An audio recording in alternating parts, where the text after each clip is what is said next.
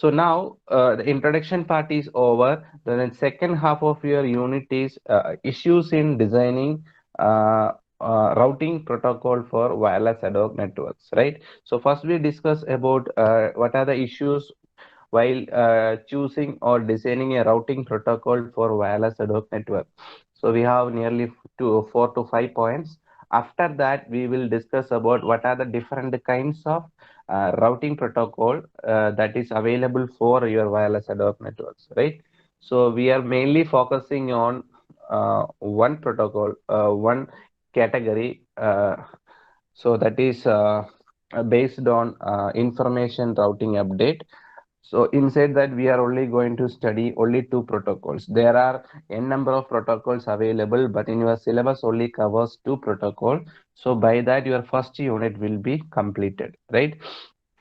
So here today we are going to discuss issues in designing a routing protocol for wireless ad hoc networks. So here the major challenge that a routing protocol design for wireless ad hoc network, all those challenges are listed here. The first one is mobility of the node. All the points we are keeping studying one again and again, because whatever the issues what we faced in MAC protocol, designing of MAC protocol, few of them will be also considered here also, because since the underlying network is wireless ad hoc network, so all the issues are common. So mobility is one issue that is also facing while designing for MAC protocol as well. So what the reason is that, yes, of course, the network is not stable. Your all the sensors, all the nodes are distributed randomly, and that is continuously moving. In that case, mobility is there, so we cannot able to predict the position of the sensor nodes. So mobility is one issue. So while choosing while choosing a routing protocol, so we already studied few routing protocols in computer network, and after that we studied few other protocols in wireless network. So wired routing protocols or wireless traditional wireless routing protocol will not have an impact in wireless ad hoc networks because of the mobility nature. So we have to taken care of this architecture of your wireless ad hoc network and the nature of this wireless ad hoc network. We have to design a new routing protocol, and that should taken care of the continuous mobility, right? So that is one part. The second thing is resource constraints. Resource constraints in a sense, we yesterday we talked about resource reservation. If you are designing a MAC protocol, we have to consider resource reservation, because if we are giving priority to any one particular process, suppose there is one higher priority data transfer. So in that case, we have to allocate a resource for that particular process, because that is having higher priority. In that case, we are allocating maximum bandwidth, maximum processing power, right? So that is resource allocation. Likewise, resource constraint in routing protocol is you have to provide maximum, we have to allocate the bandwidth for each and every routes that is optimized. For example, device one is going to communicate with any other device, and that time we need to allocate bandwidth for that particular transmission, right? That is called resource constraint. The routing protocol should be resource constraint, right? And how we are achieving optimized resource management is that, in order to suppose we are implementing a routing protocol, so how the routing protocol work means, routing each and every router will handle or will hold a routing table, right, from the information through flooding. Flooding is a process to share that its own data to the entire network. Likewise, through flooding, each and every router will hold a routing table. Based upon the routing table, or we are putting an algorithm inside the router. So whenever a data packet is coming to the router run an algorithm over your routing table, so that it can able to find out the optimized path. And using that path only, the data will be forwarded to the next destination, right? This is how the router works, right? Now, when I am designing, when I deployed a routing algorithm inside that, that routing algorithm will be looking at the routing table only, right? But we know in order to get the positions, in order to create your routing table, each and every router will send n number of control packets, right? Because if I am sending a control packet to the immediate router, then that router will update their own routing table. Then that router will send all the information to their neighbor. Likewise, this is called flooding, right? So suppose the entire node is continuously moving means you will be continuously sending control packets. That the creation of routing table take lots of control packets, right?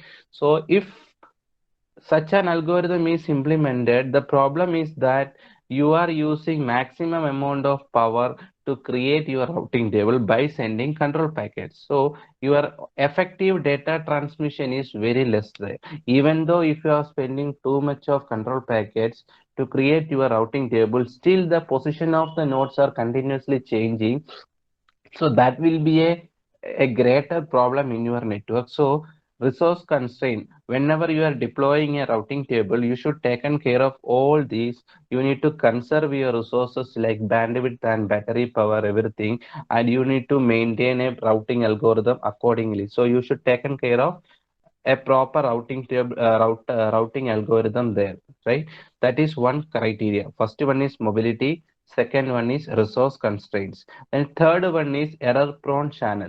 Error prone channel means you should provide error free channel. So that is also one important factor while the choosing or designing a routing protocol. Why the same thing everywhere, the same thing is coming, that is, if you are going to choose, why we are facing a problem like error free channel means, of course, the nodes are continuously moving. So in order to identify proper path, we need to, each and every node need to send control packets to identify the position of neighboring nodes. So the control packets are roaming there. So what happen means, there will be collision happening, because I am sending control packets. Suppose I am sending data to the immediate neighbor, but the same time some other node is sending control packet to the same destination. So what happens? Error collision will be happening at a time. Data from multiple position is coming to a single destination. Error will happen, collision will happening. So error prone channel is one important factor. Even though if you have some kind of optimized algorithm, routing algorithm, still error free channel is an issue. So once we are going to choose or design a routing algorithm, we should take care of an error free channel as well. So why we are considering error free channel means, if error happens, we have to retransmit the data. So in that case, we are again, if you are initiating one more data transfer, so what happens? Your battery power again used for that transmission. So we cannot get an maximum lifetime, right? If you are reducing the number of transmission, then we can optimize your battery power. If you are going for too many number of transmission, unnecessary transmission, then your network lifetime will goes down. So that is one factor. Now the last point that we discuss under that challenges that faced in choosing a routing protocol is that hidden node problem and exposed node problem. Yesterday I told you, I clearly explained what is hidden node problem and exposed node problem, and you already studied in computer network as well as your wireless network as well. So hidden node problem and exposed node problem is a common problem that we faced in wireless network.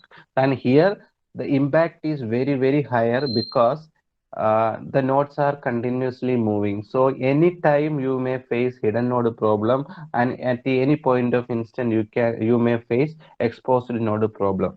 So we know hidden node or exposed node will be rectified in wireless network using your CSMA CA mechanism like RTS and CTS. So likewise, you need to apply some mechanism to avoid these two problems like RTS and CTS, or any acknowledgement mechanism you need to impart, and accordingly you need to design a routing protocol. Not only that, the problem is that you cannot design a single protocol by looking at any one problem. You need to address all the problem. and accordingly you need to create a single routing protocol.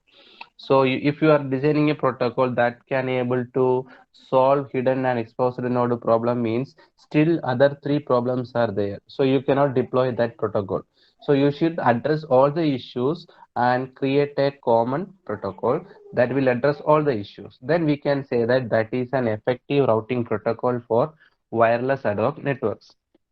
Hope everyone understand what are the criteria that will considered while designing a routing protocol for wireless ad hoc network. So the first one is mobility. So mobility of the node should be taken care of. Then resource constraint. We need to taken care of all the available resources effectively. Then error prone channel. We should provide a error-free channel for communication. Then last one is hidden and exposed node problem. So these two problems are always happening in wireless networks. So accordingly, we need to choose or design the routing protocol. Clear? So now, after we discuss about what are the different kinds of this design, what are the different issues that faced while choosing a routing protocol for wireless ad hoc networks. Now we are going to see what are the classifications of routing algorithms available for ad hoc wireless networks. So researchers are there for the past 10 to 20 years. Researchers address all the issues or challenges that are faced by the wireless ad hoc network, and year by year researchers are finding out new different protocols, and still now what are the different routing protocols are developed and how they are classified. All those information we are going to see now. So here you can see that the classification of different routing protocol for wireless ad hoc networks. So the routing protocol for wireless ad hoc networks can be broadly classified based upon the criteria. So here you can see that first classification is based upon the routing information update, how the routing update is going on, right? Because since it is a continuously moving sensor node, so the mobility is there. Then how, based upon how the routing table is formatted or how the routing table information is updated, based upon that mechanism, we will classify routing protocols. That is first category. Second category is the routing protocols can be classified based upon the use of temporal information for routing. So what is the word meaning temporal information means the routing can be done based upon the past status of the link. So if you are referring the past, suppose A is going to send a data to C. So some like that some communication is already happened. Now if a new transmission is initiated, then the protocol will refer the old path. So what during the past few period, what is the path used by that particular device? So referring the past history, and if it is going to route the data, that is called temporal information. So based upon the temporal information for routing, we can able to classify the routing protocol. Third one is based upon the routing topology. So we know the devices are continuously moving. Then based upon the topology, we can able to classify the routing protocol. And the last one is utilization of specific resources. Specific resources in a sense, the power management, your bandwidth management, number of hop. So all the criteria will be taken care of. How we are going to utilize all the resources, based upon that also we can able to classify your wireless ad hoc routing protocols. So we are mostly categorizing the total routing protocols into four category. First one is based upon the routing information update. Second one is based on the use of temporal information. And third one is based on the routing topology. And the fourth one is based on the utilization of specific resources. So now I can give you a quick diagram. This is the diagram for available classification of the entire routing protocol for wireless ad hoc network. It's look like a big tree structure, but don't be afraid because I circled a red color circle. That is the only category we are looking into. Inside that you can see that I highlighted two protocols. Those two protocols only we are going to study. The rest of the things is just for just for the understanding only. So we are mainly focusing. You can see here, see this part, right? So these are the four classification. One is routing information update. The first one is routing information update. The second one is based on the temporal information. The third one is based upon the topology. And the fourth one is based upon the utilization of resources. So we should know what are the kinds of classifications. And inside that, we are focusing on the first one, that is the classification of routing protocol based on routing information update mechanism. So this is the one we are going to focus on. So this particular classification is again classified into three parts.